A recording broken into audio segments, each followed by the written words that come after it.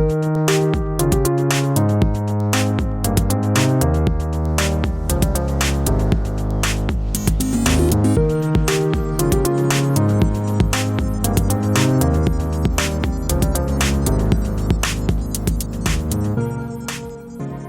we're at GDC in San Francisco, and we've been playing quite a few games. Wouldn't you say so, Tom?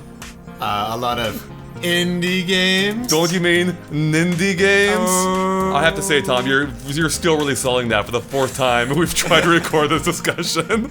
So yeah, we've been playing a lot of games, and as part of this, we went to Nintendo's Nindie Showcase event, where we got to play quite a few of the games that they showed off in their Nindie stream that same morning. Yeah, just a few hours before. Yeah.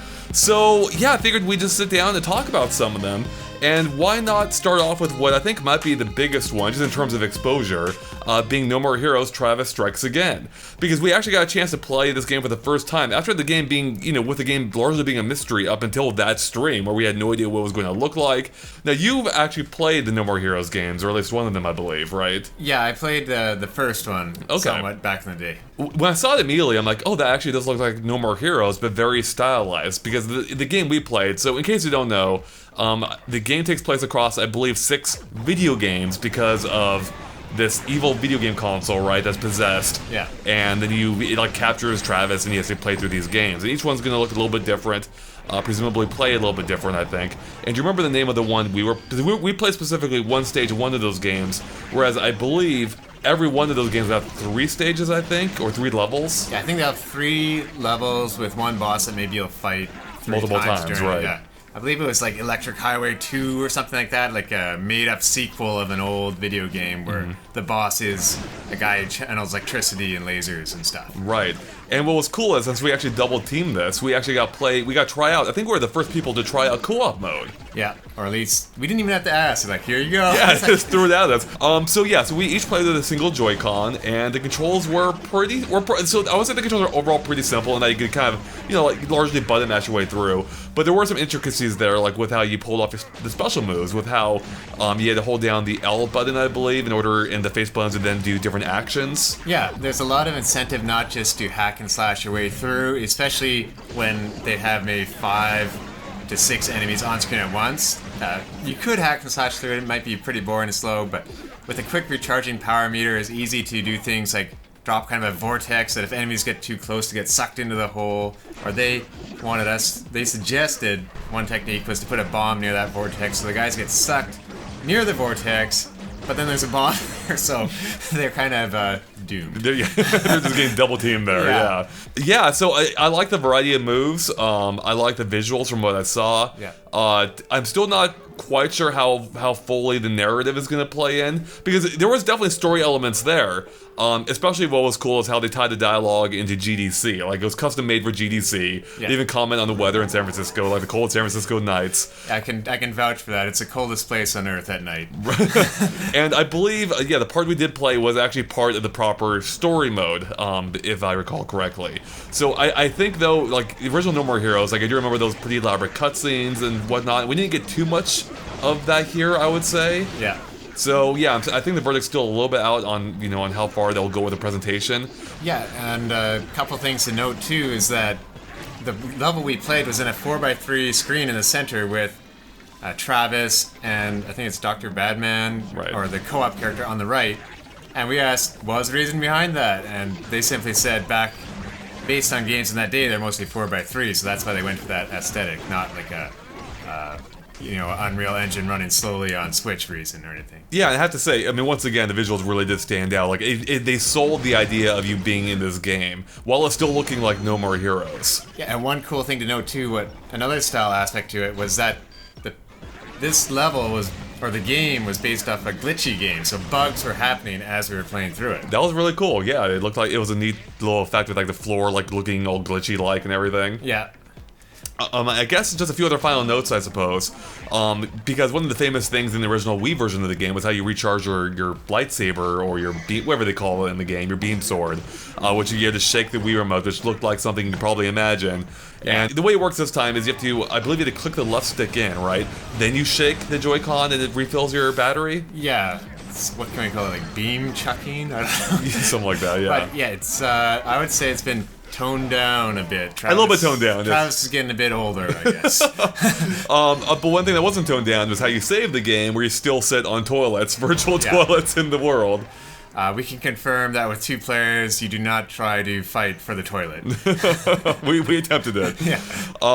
And I guess one thing you may note in our gameplay, which you're probably seeing right now, is that it may look like, it may look pretty easy on the whole, but it did stress to us, or mentioned at least, that we are playing like an easier version of the game. The actual game will be more difficult than what they're displaying. I could imagine too that in co-op it might not have been perfectly balanced yet, and with 2 people on an easier mode in co-op, it becomes easier. So. Yeah, that's true. That's a good point as well.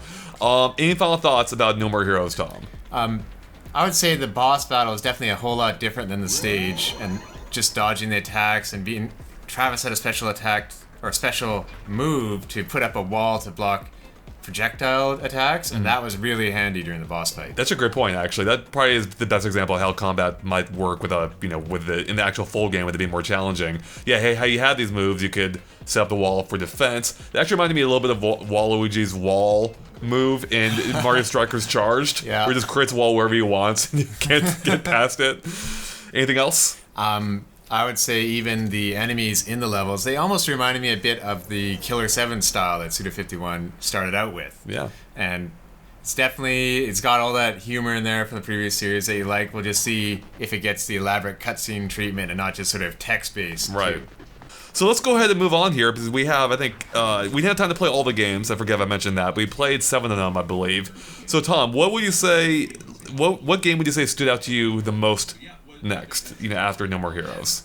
After No More Heroes, I would say The Messenger stood out to me as a game that's probably the most polished, the most well done. It's one I heard about before it was announced for Switch, and I was looking forward to, just because it was based off the original Ninja Gaiden for NES, not the Xbox one. So tell everyone what the unique hook is with this game, because it's not just a Ninja Gaiden game. No, the unique hook that happens later in the game that was stressed to us is that it looks 8-bit at first, but later there will also be a 16-bit aspect to each level, where it's kind of in the future and it becomes 16-bit, and basically you'll travel between the 8-bit and the 16-bit worlds. And that happens at these blue checkpoint-looking things, right? Like every time you pass through this this field, I guess. Yeah, and not only will it just be a simple 16-bit version of the level, but things will have changed in that level design later on. Isn't another big difference too is how the actual gameplay changes, or the overall structure of the game, because when you're playing in Ninja Gaiden, that's primarily a side-scrolling game, right? Yeah. But when you go to 16-bit in the future, it's more of a Metroidvania style game. It's not just level based. You didn't say that already, right? Because I'm super tired. No, I didn't. Okay, good. Just making sure. All right. Yeah. So that's kind of interesting in that you have this. It turns into more of an exploration based game when you're in the 16-bit segments versus the more action focus of the 8-bit ones. Yeah, and that'll add a ton of replayability for that level, and it's apparently adding a ton of work for their art team and staff. But I'm sure it'll be worth it. I think so. Yeah. So how did it feel? How did it feel to actually play? Okay. The great thing about this game, it feels like what Ninja Gaiden was in my memory, except it doesn't have those ladders and slow-moving climbing where enemies would attack you and then you would fall off them. You can hop up, you get these grappling hook claws, and you can hop up a wall that's the full length of the screen in maybe 0.2 seconds. You're hop, hop, hop, hop, hop, and you're stuck at the top. So that's a really awesome addition. Sliding down ladders in some games, they've pushed ahead the technology. And how did the 16-bit segments feel? Did that feel like a true Metroidvania in your, half an hour playtime? Unfortunately, we played the Messenger right at the very end of the demo time, so we weren't able to try the 16-bit segments, but they did look impressive. Well, that's what really matters, right? Well, I guess, as long as they look good. So any final thoughts about the Messenger? Or do you have any final messages for us about the Messenger? Well, let's see if I can deliver a couple. There's definitely a humor aspect to this game. It's not totally as serious as Ninja Gaiden was back in the NES. The enemies you encounter are serious, but you yourself, you're kind of the slacker freeloader ninja. But what happens is your whole clan dies in almost like an asteroid strike, or it's just, burning balls of fire from the sky, and you're the only one left to deliver the message. So, but being your slacker self, and you see these other devils, and it's like, is this the best they've got to throw at us? And you can kind of see you have a long way to grow and power up your abilities through the game. Right. So you had fun with your time with it then. Do you think you want to play the whole thing now? Yeah, definitely want to play through the whole thing. Another neat mechanic they had is when you die, lives are kind of obsolete now. So they had a little devil character save you. And the catch is that he'll follow you around when you're alive again, and he'll take what he thinks he's earned for saving you from different money or collectibles that you pick up. And then when he has enough, he'll leave. It sounds like the Tom Nook of Black Frustration. Dang. He is like a devil. Alright, should we move on to the next game? Let's do it. Alright, let's talk about Just Shapes and Beats. A kind of a quasi-rhythm game. It's not really a rhythm game, right? It's more like a shmup where you don't shoot at all. Instead, you're just trying to dodge things from the environment that pop up to the beat. On paper, there's not a lot to it, but it's got such a great, wonderful presentation, which definitely, I'm glad for the developer, Berserk Studios, because at this point they told us they've spent 4 years working on it now. When this was announced during the Nindie's presentation, I could almost hear Ash jumping out of his chair because he was so excited for when it came out, when he's played it before at PAX, and we haven't heard about it for a long time. Right. Yeah, I mean, it's kind of neat how the music, it ties into the gameplay in the sense that it gives you like a heads up as to when to dodge out of the way, right? Because you can see, there's a visual indicator too, but they'll fully pop in to the beat of the music. Yeah, the music is very good at indicating when the tells will happen for when you should get the hell out of the way. Which is why I was terrible at that game, because I have no rhythm. Yeah, and you were our captain, you were our leader in a segment where we had to build a boat to move to the next segment of the world. It's hilarious. This is basically my version of Cuphead. This is basically my Cuphead tutorial. Yeah, where I just fail constantly. But yeah, I thought it was fun. Despite me being bad at rhythm, you can get by otherwise, except maybe in the ship portion. Even though I still pulled that off somehow. Yeah. And yeah, it's fun just dodging obstacles and being able to save your teammates when they get hit. You can take 3 hits, I believe, and then once you take 3 hits, you turn into basically a ghost and start going off the side of the screen. But if a teammate touches you before you reach the screen's edge, they can save you. I somewhat worry for what it's going to be like when a developer isn't there to play with us and save us. That's true. Although there were a couple times when we had to save him. Yeah, so, that's true. Yeah. Yeah, anything else about Shapes and Beats? Besides, I guess that we should mention the visuals, which look really cool. They really stand out. It's almost like an equalizer, right? You're like kind of playing in an equalizer at times. Yeah, in a way, you are, and the boss, I have played the boss before, but just, he's sort of a circle that moves around to the beat, and just the tie-in to that level is really amazing and well done. Something really unique. With the UI, your health is in your little player shape, so you don't have to look off, which would almost be impossible in that game. I think that was a really good solution for what they did. Yeah, I think so. Yeah, anything else? For those of you that worry about it being too tough and for wanting to be a more casual experience, they are going to have a party mode where you can't die. Well, that sounds like it's right up my alley then. Yeah. Alright, next up we played Fantasy Strike, which is a 2D fighting game with 3D graphics. Except it's a little bit different from your typical fighting game because it's super simple in that there's no button combinations to memorize or forward, back, strong attack or whatever. It's all single button based. Tom, you're kind of a fighting game fan, right? What did you think of this? I thought this one had a unique concept where if somebody's trying to throw you, and to counter it, you simply don't press any buttons. That's kind of a neat way to kind of read your opponent. That was the unique part of gameplay for me, but I wonder, in a way, is it going to be too simple? I mean, I love how easy it is to pick up and play. I got it on the first time. Unfortunately for me, Andre got it around on the second time, proceeded to beat me ever since then.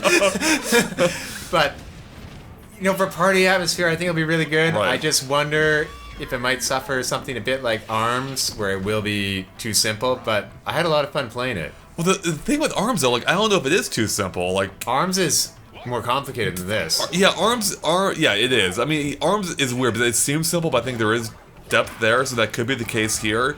But I don't think it will be, because I do think this one is geared toward, more of a party atmosphere, as you said. I don't think there's going to be a ton of depth there, but with that said, you don't always need a ton of depth. I had fun in our simple matches. Yeah. Just seeing crazy stuff happen. I was playing as was it a panda? Yeah, you were playing as Panda. Who could like throw a bunch of random stuff, and the thing you threw was always random. So sometimes it'd be like a little baby panda that went up and like I don't know what he did to you, or it'd be bombs, or I'd throw coins at you, or a freaking firework that flew up in the sky and then dropped down. Giant slot machine. You threw like a health pickup that for you that would give you health, but I would go and grab it and it gave me health instead. Yeah, right. Yeah, that sucked. Yeah. Or another character could turn into a dragon as their special, which because there actually is a special meter in this game. And each character has their own special, and this one turned into a dragon, and that was amazing because I just like beat you instantly. Yeah, and it did give me a Guilty Gear vibe in terms of creativeness for some of the characters, as I was one that was kind of like a librarian, but he also controlled a ghost, and the ghost would attack the player ahead of me, I believe. Right. Yeah, which is kind of annoying for me to deal with at first. Yeah, because you think you have to attack the guy who's alive, but no, the ghost is getting you 10 feet ahead of you. And it just really creative take on some characters that we haven't seen before. Yeah, so did you have fun while you're playing it, even when you were losing to me over and over and over? Yeah, I did have fun. It was interesting, and I said it was simple, but at the same time, I've played a game like Dive Kick where you only jump and then you dive and kick, and I've had fun playing that, so there is potential. Yeah, it's I would say too the graphics were pretty good. I thought the character models were pretty strong overall. Like it had the distinct, even though fighting games often have like these crazy looking characters, these did stand out to me still. Yeah, the way some of the projectile attacks went, it did remind me of Street Fighter 4 and up sort of projectile attacks where it's a 3D object sort of, I don't know, moving around in space like a bunch of snakes, I guess. But yeah. Now I do think, correct me if I'm wrong, but there was some slowdown in this game, right? Is it just me? Am I misremembering? Okay, maybe. Yeah, I didn't notice too much, but maybe it was just like the long load times, maybe like with the characters not popping up on the character select screen. Yeah, right we did away. have one where I selected the character and then I could put down my controller and wait 10 seconds. But that's typical for fighting games when you're not on an SSD for loading. And it's still this is still pre-release too, obviously. Yeah. So, and ultimately I don't know how much replay value I have, but I had fun when I played it. Although when Smash Brothers comes out, it's I don't know if it's really gonna matter. It's got to beat it to the punch. Yeah, that's right. All right, let's go ahead and move on to kind of what might be one of the craziest games there, I would say, being Pool Panic, which the developers themselves called, to us, they said what they've been calling it is the world's worst pool simulator. So, Tom, you played this game more than I did. You want to tell everyone what it's about?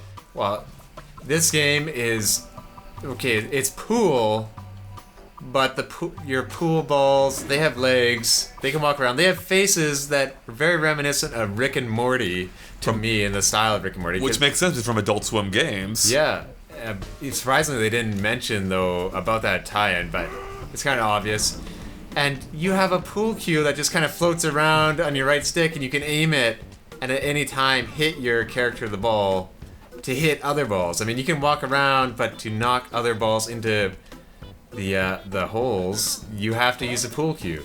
And yeah, the way that you use that with the right stick, right? You just aim with the right stick and pull the trigger to shoot. Yeah.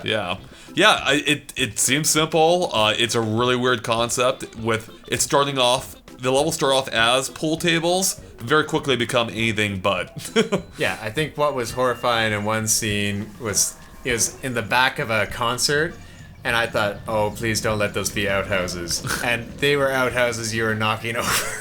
And what were the holes in that course? Like, what did you have to knock the enemies into? I forget if you had to like knock people out of the outhouses and into the holes. Right. Something along those lines. There was another level. One of the levels I played was this crazy one where like a bunch of these like little forest creatures almost like were attacking me or coming after me. I believe they were bears. Yeah, bears. Yeah, these bear balls. And then there was a shack in the back, which I don't know if you actually have to go into, but the directors told me, hey, go check out that shack. So I walked on in. I step into a bear trap for whatever reason. The guy who lives in the house helps me out of the bear trap, then decides to help me gather up these bears. And he'll go around, like, scare them into the holes for you and whatnot. Yeah, and what was neat before that is you can play a game of chicken with the bear balls and sort of stand in front of a hole, and they'll charge at you. But then you have to get out of the way quickly and they'll go into the hole. Yeah, such a weird idea, but I liked it. Like, I like those weird off-the-wall ideas for games, and it seemed to be executing it pretty well. Yeah, I don't think we've ever seen a sort of action-adventure pool game before. Not quite like that, yeah. And I love the morality choice at the end of that level where, as we found out in the menu, you could knock your friend into one of the pool holes. You need to with the top score, right? Yeah. If you want the top rank. Yeah, anything else about this game that stood out to you? It's just such a wild, weird idea. I'd say one mode, though, was the pool balls were kind of in Russian dolls. That was a bit finicky, trying to knock them out of the dolls, but also horrifying at the same time, because as you broke apart the Russian dolls, if you got too close to them, they would kind of come back together and try to trap you into them. Right, one got you even for a brief period there, as I recall. Yeah, I believe I screamed. Yeah, no, that looks like a fun game, so I'm actually curious to play more of it. And they said, too, there is multiplayer modes as well, but they weren't really talking about them. Yeah, So. and right off the bat I asked, can you scratch in this game? And the only thing really is that if you put yourself into the pocket, but then you just hop right out. And the challenge is just trying to limit the number of scratches and the number of times you hit the ball. Because I believe I even asked if you can die, and they're like, no, you can't die in this game. Yeah. Like, you can keep trying as much as you want. So it is about, like, replaying levels to get higher scores. And they also wanted to encourage experimentation with, like, they didn't want you to be concerned about hitting something you shouldn't and things of that nature, so. Yeah, it's kind of up to beating the clock and limiting the number of times you hit the ball, which you see in sort of a simple UI that's visual based at the end of each level. Well, you said clock right there, and in my head I heard cluck, so that leads us to our next game, being Bomb Chicken, which is, I didn't get to play, but I wanted to after seeing your reaction to it. Tell everyone what you thought of this, or what it is, even. Okay, Bomb Chicken is a game where you play as a chicken, which is wonderfully bouncy and beautifully animated pixel art, like a 2D side-scroller. But instead of eggs, you lay bombs. And you can lay, like, stacks of these bombs, right? You can.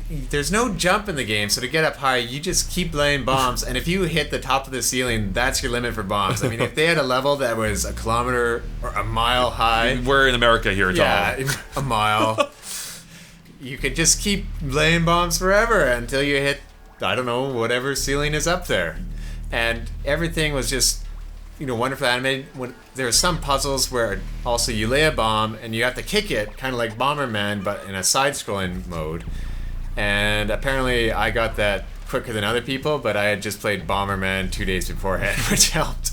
So is it a bit of a puzzle platformer then, like, or does it adhere to one closer to the other, I would say it adheres more towards platforming and just different challenges regarding the bombs, because you can also drop on enemies' heads or kick bombs at them to get them out of the way. If they touch you, you're dead. Right. So is it weird playing a platforming game where you can't really jump?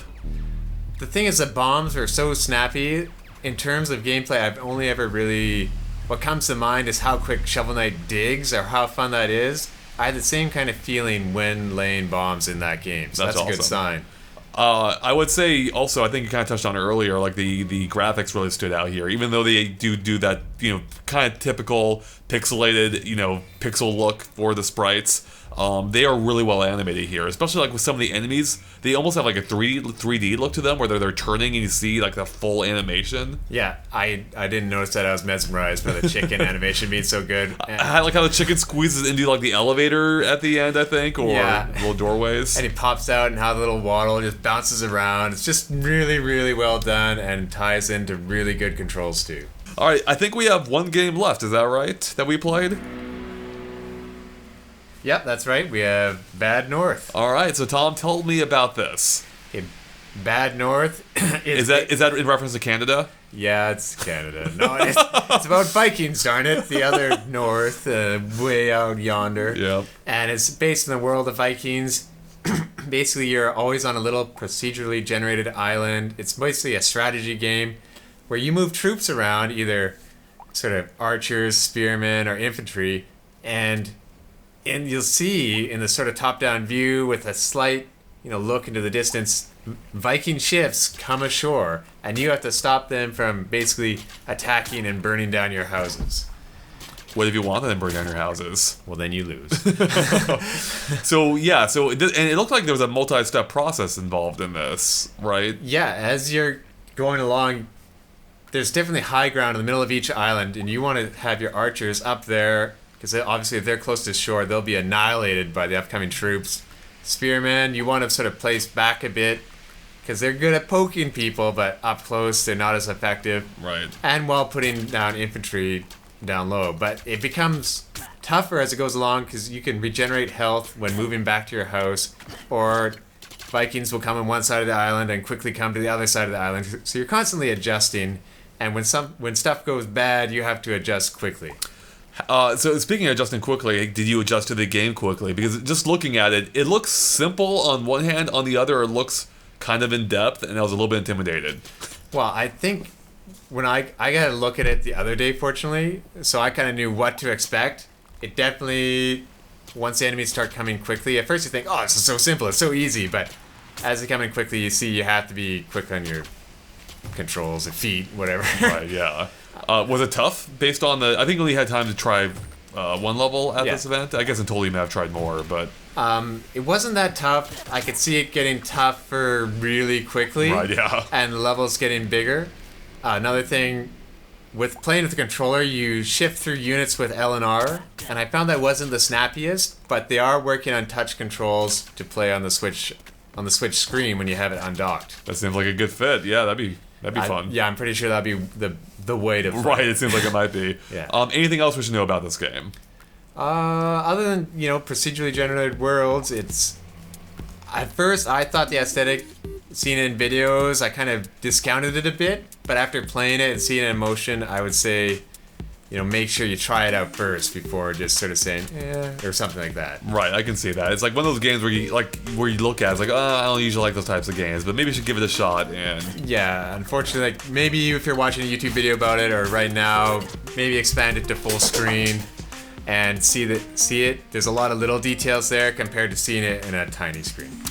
So now that we covered the games we played, I have to put you on the spot here, Tom. What was your favorite of them all? Bomb chicken. Nice. Is it just because of the what was it? The BFC signs in the background? Yeah, instead of KFC. Bomb fried chicken. Bomb fried chicken. Yeah, just how snappy it was, how great the character was, and it's 2D pixel art, but I feel that I'll have a really great time playing it when it actually does come out. Just pleasantly surprised at how clucky it was.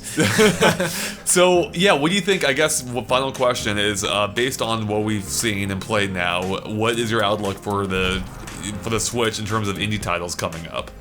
Well, considering all these are mostly coming out in the summer, that's a pretty amazing Nindie summer. They really got some good titles there, considering a couple of them, Just Shapes and Beats and The Messenger, were ones that were on my radar before being on the Switch anyway. Right, yeah, there's a lot of good stuff coming up, so if you think the Switch has no games, you're just not looking hard enough. Or you're waiting for the future. Yeah, there you go. No. Alright, and with that, I think we're about done here, so thanks guys for watching. If you like our video, make sure to like and subscribe to GameXplain if you haven't already. And I'm saying this wrong, then I'm not saying this how I normally do. I'm gonna redo that. If you're not subscribed. If you're subscribed, unsubscribe, then resubscribe, and subscribe to other things. All right, GameXplain. I'm gonna keep it. That was perfect. Alright guys, catch you later. Bye. GDC's been a long week.